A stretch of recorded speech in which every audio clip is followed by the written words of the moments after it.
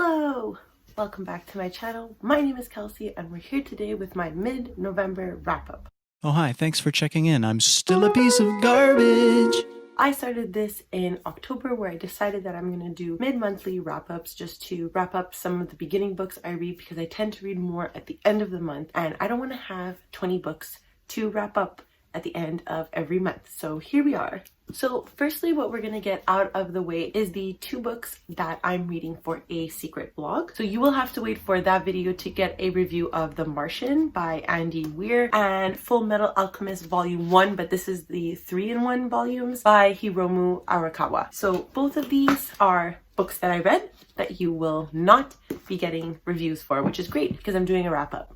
Makes sense. So we'll start with the first book I finished in the month of November, which was The Secret History by Donna Tartt. So this book follows a group of Greek classics majors from a Vermont university who are really entranced with this cult-like behavior and end up killing one of their classmates. So I ended up giving this 2.5 stars. I guess I'm not as pretentious of an English major as I thought I was. The first half of this novel, or at least until the big murder that you know about going in happens, was actually quite thrilling because every interaction with this character was interesting. I was constantly waiting to see why he was going to be killed. Why did his friends feel like he deserved this death? Then the murder happens and holy hell was the second half of the novel a slog to get through. This isn't to say that Donna Tartt doesn't have amazing writing because I really do think she is quite talented. Her writing easily impressed me from the minute I opened the book. But for a book that markets itself as a Greek tragedy, there was little Greek study and little tragedy despite the murders that was happening in this book. Heather from Aphrodite Reads mentioned in her review, how did Donna Tartt make cult rituals so boring? They were so boring. Nothing happened in this book. And as someone who loves dark academia, I think this was a really disappointing read. It's acclaimed for being like a leader in dark academia. I actually think If We Were Villains by M.L. Rio did this much better. Maybe I'm a bit biased because it does follow Shakespeare majors and that is perhaps some area of academic study that I like and find more interesting than Greek tragedies. I still think for something that's marketed as highly as it is, and for something claiming to be a modern Greek tragedy, more could have been done for this book. This book looks small, but it is 600 pages, and for 400 pages, this was so difficult to read. I'm so disappointed. This is probably going to be like one of my most disappointing reads this year. Next to like cleanse my palate from The Secret History, I read a comic book called War and Peas by Jonathan Kunz and Elizabeth Pitch, and this is from an Instagram with the same titular name. So I have been like relatively keeping up with this comic series on Instagram and I always adored reading it. The art is super simple but works fantastically with the comics 4-panel format. There are no like intense themes presented within the novel, but the panels overall present some heartwarming moments and is overall a pretty inclusive read. I think the downfall to my reading and enjoyment of this comic book was the fact that I had seen a majority of these comics on Instagram, so there was nothing really new that was presented to me. And the ones that I had already read ended up being my favorites in the collection anyways. This was a super quick read, so I think if you're looking for something like a palate cleanser or you need something quick to read, maybe get that Goodreads goal a-going, then I would highly recommend this. I ended up giving it 3 stars.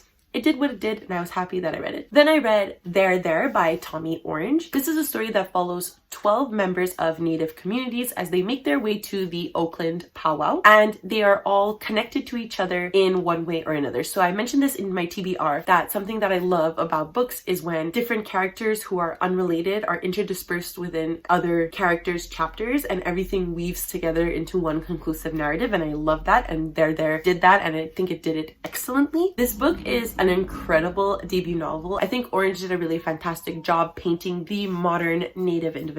Each of their lives is weaved brilliantly throughout the novel and within the lives of each other's characters, which was incredibly ambitious for Orange as a debut author, and I think he did a fantastic job tying it all together. Each character felt extremely unique and I loved reading from each of their individual perspectives. Along that point, I did listen to this on audio and I would highly recommend because I think the narrators, each individual one, did a fantastic job job narrating the book. And to avoid spoilers, the ending is a little bit confusing as to what exactly happened. But despite that, I did really enjoy my time reading it, and I gave it 4 stars. And the last book I read was a reread for me. It was The Bear and the Nightingale by Catherine Arden. I read this in the month of May, and I ended up giving it 3.5 stars in May, but upon reread, I gave it a solid 4 stars. This takes place in the Russian wilderness and really evokes Russian folklore. It follows a girl named Vasilisa who loves to journey within the forest, bond with her siblings, and obviously help the demons and wandering souls that take home in her village. But one day when her father comes back from Moscow with a new wife who is super religious, Vasilisa must defy the people she loves in order to save her town. So like I said, I ended up really enjoying this upon reread, and while I do think it is definitely still a slower paced novel, which did hinder my enjoyment the first time, I do think now that I know how everything happens, the payoff is much more worth it in the end. The first time I read this, I read it physically, but this time around I listened to it as an audiobook, and I definitely recommend the experience because I really felt as though I was within the fairy tale. Vasilisa is a very strong character. She's feminist as hell, and I think she is an extremely relatable character. She's fighting for what she believes in. The prose in the novel is extremely lyrical, and I think it definitely adds to the overall feeling of the novel. And I also really enjoyed reading it this time around because I think it's a perfect transitional novel. Just as the weather is getting cold here in Montreal, I really felt like I was in this winter wonderland of the book. So yeah, highly recommend.